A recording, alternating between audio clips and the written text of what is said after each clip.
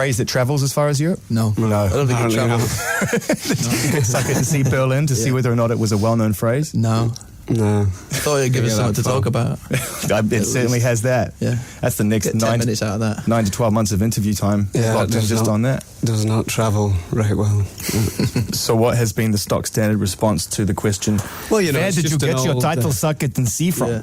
Well, you know, it's just an old what is it? British phrase. Give it a go, guys. That's been the worst that could happen. That's the stock response? You've got it down to about 5 or 6 seconds, which is good too. Yeah. You've called the elaboration down. Yeah. Looking dapper, and neither of you have to be actually called on the beard situation, but we will talk about the boys and the beards at some point because it was duly noted. Cookie. It's gone. He's got rid of it now. I know, but he killed it with the beard, didn't he? Absolutely. Smacked it out the park. They were both doing really well, in my opinion, in that department. I'm not sure about Nick. He kind of had that Amish farmer vibe about it. It was all under the chin as opposed to above it. Yeah. But we got the energy of the beards in the new record, and then we told them they could shave them off. Shall we on tape? Shall we play an example of beard rock right now, Arctic Monkey style? Yes, please. The hottest record in the world today. I can't believe it didn't leak. Amazing in this day and age. We're going to play it for the very first time right now. We're 30 seconds late, so let's get into it. Arctic Monkeys, don't sit down because I've moved your chair. It's Monday night with Zane Lowe. It's about 7:30 p.m. and my man Zane is about to put on the hottest joint in the world.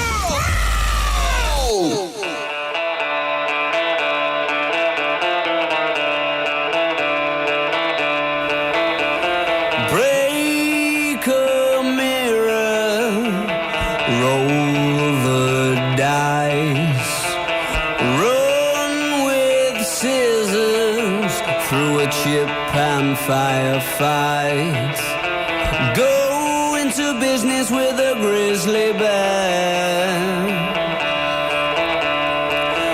but just don't sit down 'cause I've moved your chair.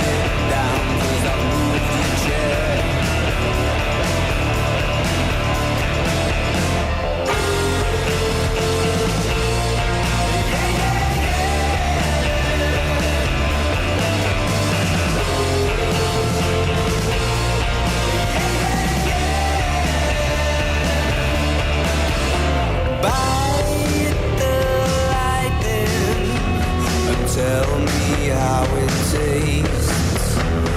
Kung fu fighting on your roller skates. Do the Macarena in the devil's lair. But just don't sit down 'cause I've moved your chair.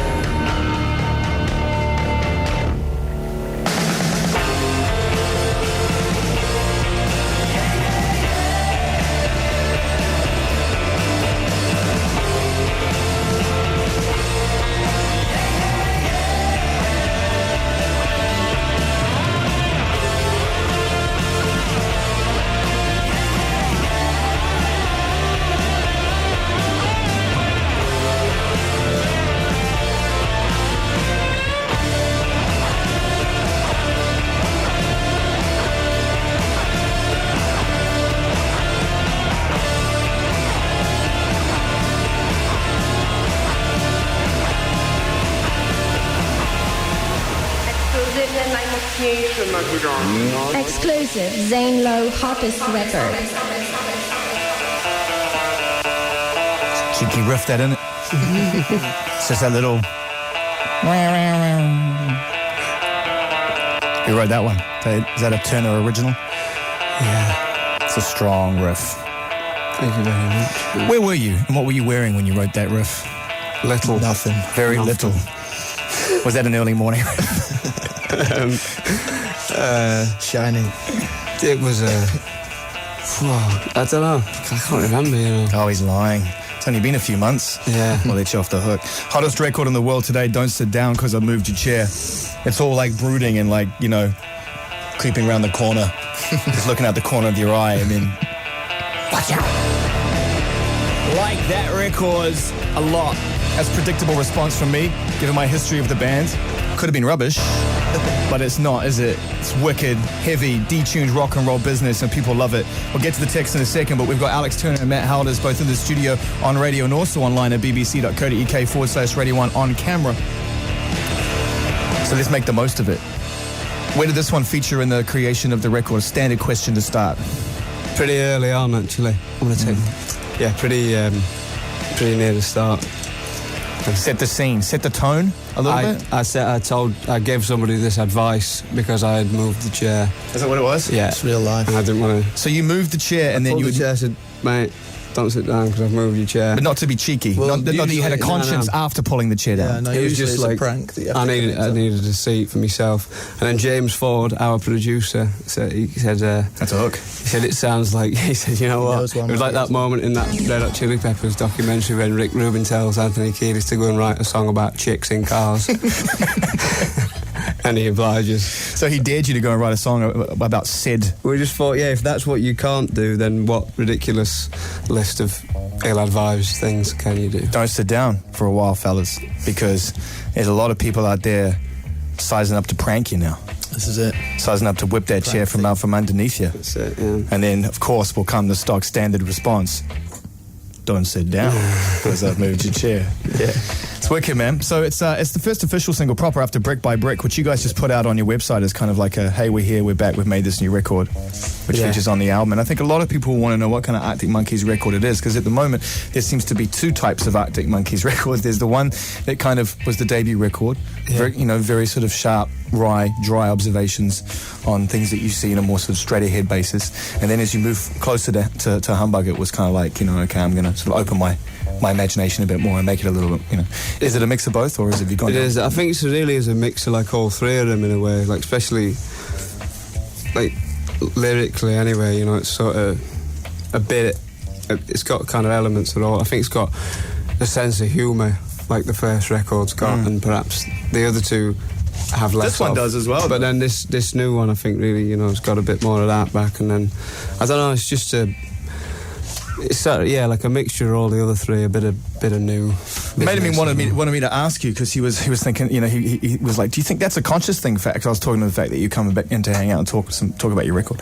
Would that be a conscious thing, do you think, for him, that he'd sit down after Humbug and go, I quite fancy getting back to the writing, which is just a little more kind of what I see and how I can make that funny and how I can draw my sense of humour back in? Yeah, I think it's a bit less about like the observations now. It seems like it's more sort of internal in a way.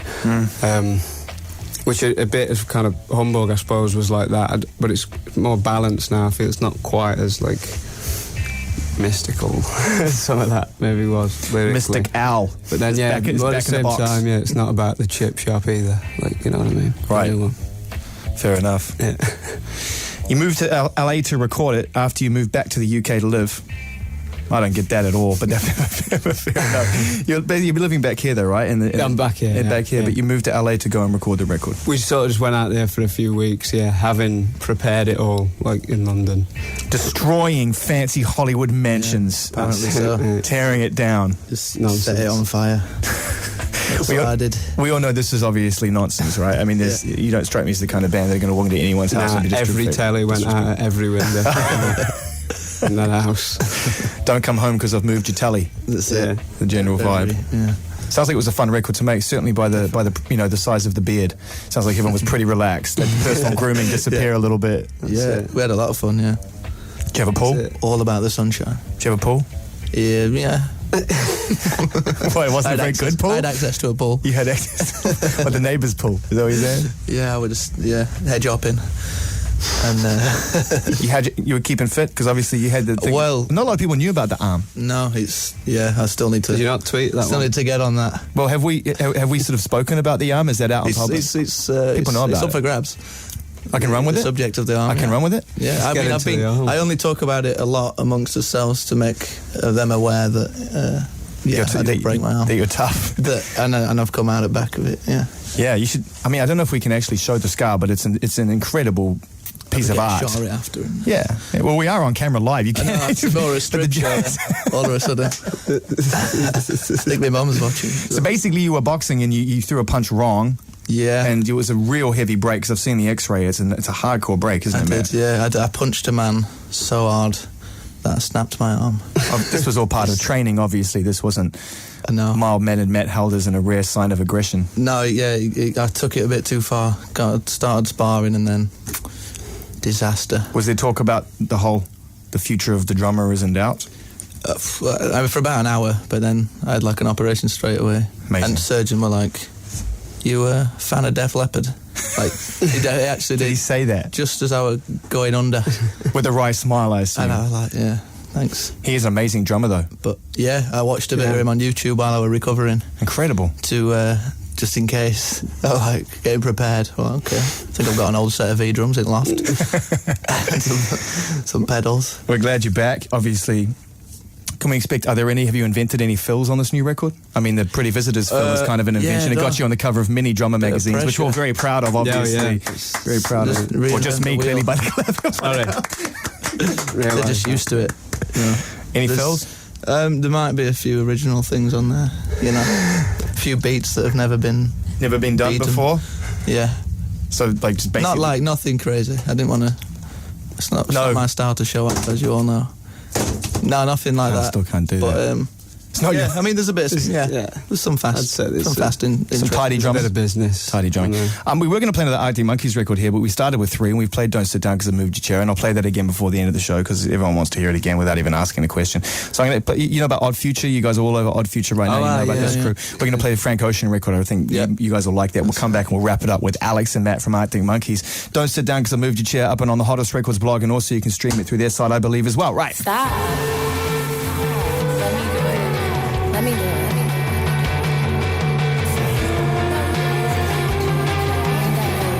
You don't got no Jodeci. That's a Radiohead. Anyway. Whatever.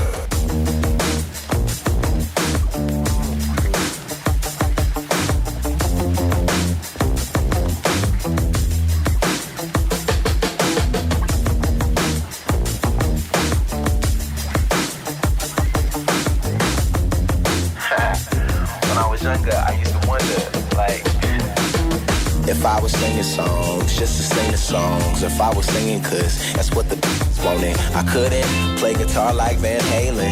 Had no secret chords like St. David. But you still came around, ate your lunch with me. Used to park your car to try the bus with me. But I would say, girl, don't be dumb. I'm riding shotgun. We could go to my house after school, after school, after school. Cause my dad don't clock off till late, off till late, off till late. We could kick it in the living room, looking through my whole vinyl collection. And you could teach me how to slow dance or something. And I'ma give you chills, harmonizing the oldest. Eyes me up, and every time somebody asks me if I sing songs to get at women, I say yeah, they say no fair is cheating. I say, oh well, and every time ask me if I sing songs to get at women, I say yeah, see, no fair is cheating. I say, boy, don't judge, cause hell if you want me, you'll be singing to her like la da da da da, la da da da da, la da da da da. Now I'm in the lab, always working late, always sleeping past the breakfast she makes. She used to stop by, come and holler at me, put her purse down, try to battle at me. She don't do that no more, no more, no more. Don't even listen to the songs I record, but she be banging that Drake in my car. I'm so far gone. She stay blasting Trey and his songs. never heard of me. Now every time somebody asks me if I sing songs to get my women, I say no, they say, okay, I don't believe it. I say no, I swear I never knew it. And every time ask me if I sing songs to get at women, I say no, he said, who do you think you kidding? I know you stole my girlfriend.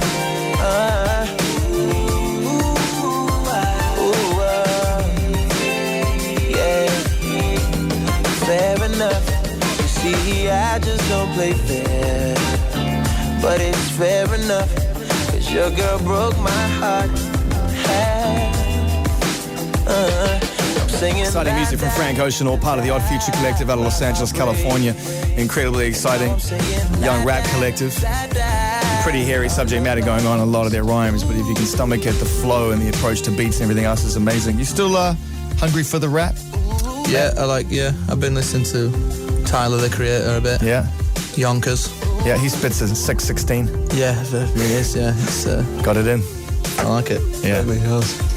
You know what? We've got Matt Halders and Alex Turner from Arctic Monkeys who've been very good with their time. I mean, you guys have been here almost sort of 20 minutes, I reckon, on air, and we appreciate you coming and hanging out live with us. We're going to play Don't Sit Down because I moved your chair again in a second, because the demand to hear it again now already is huge. So I think you guys got ahead there, guys. I don't want to go ahead and project anything without already knowing the facts, but it seems to me like the numbers are going to be great on the first single. Well, good luck moving Adele. But in any case, yeah, it's insane. Wet. She's got you laugh, but Marty Pallo is still living large off that. Yeah, I can't complain about that. What a fellow, Marty Pallo. Now, there's a lot of people. We're going to do like a half an hour revision throwdown a little bit later on. It's just going to be me mixing mellow records for everyone to revise to for the end of the show. Close enough to remember what that was like? Revising? Alex? Yeah. I know that's painful going back there, but we have to. A lot of people revising right now. I've seen you guys got out. Ooh, yeah. You made it out alive. Yeah, that's it. I remember my brother revising more than I remember me revising. Were you a crammer? We were a better reviser. He had like post-it notes stuck on toilet door and stuff. Did his results? So he walked in, it was like, oh yeah. Did his results reflect that? Yeah, he's a bit cleverer than me. A bit cleverer than well, he obviously worked a bit harder than you, didn't he? He put post-it notes. This is it. I've only got myself to blame. What about you, Alex? What was your approach to studying? I know this single-handedly destroys any cool that you may be trying to yeah, well... But then, we're not cool really, are we, when we're revising? No, just the coolest way to revise. Yeah. I sort of... You took it seriously? Yeah. Took school seriously? Absolutely. Good grades? And so should the people listening in now. Right. Fair enough. Thank you for following me on that. So things to look forward to. Shows for you guys. Now that we've got music to play on the radio, the album's coming out in June. Yeah. Suck it and see. And then people want to know, outside of Don Valley, outside of the Sheffield Homecoming shows, and I think is it V you guys playing as well? You're headlining V. When people can expect to see a headlining UK tour? Do you know? November, I think. November? I think so, yeah. It's pretty exciting. Do you think without giving too much away, will you go straight back into arenas to start with, or do you think you'll do a few warm-up shows as you go as well? I think we'll try and get a few sneaky ones in before, I don't know, I don't think it's been nailed on where and when it's going to be yet. Are you rehearsing the new songs? You've got them locked in? We're about to start tomorrow. Exciting, right? Yeah, but the way we did the record this time was we were pretty well rehearsed going into the session, so it's more old ones. It's more the old ones. We'll have to we'll be a bit rusty. Well, that's it, isn't it? There's going to be a lot of talk about set list because, last time around you guys didn't play Marty Bum, you took that out of the set list. It's just all Nick Cave covers this time. Exclusive. And no lights. Sam's lining up that question a little bit later on for some Reading Festival reflections, so I'm going to get that one in through somebody else in case you don't like it. That's funny. Few cheeky covers, though, you never know. New music to play, new album to play, rehearsal to be done. Yep. You guys are officially back. You ready for it? Have you missed the touring? Have you missed being I'm very excited. Yeah, I bet. We haven't played for about a year now, so it's like, we're revved up, brum, ready to go. Cookie's looking fantastic, by the way, clean shaven and incredible, isn't it? He's a war hero, growing into a handsome man. The war hero. He does have that vibe. He does look like one of the neighbours in the Sullivans has just come home after a long tour. Yeah. Did you have the Sullivans out here? No, but I can imagine. Okay, good. So thanks very much to Al Turner and Matt Halders. Good to see you guys, and we'll see you around the corner soon. You know this already. Break America. roll the dice, run with scissors through a chip and firefight.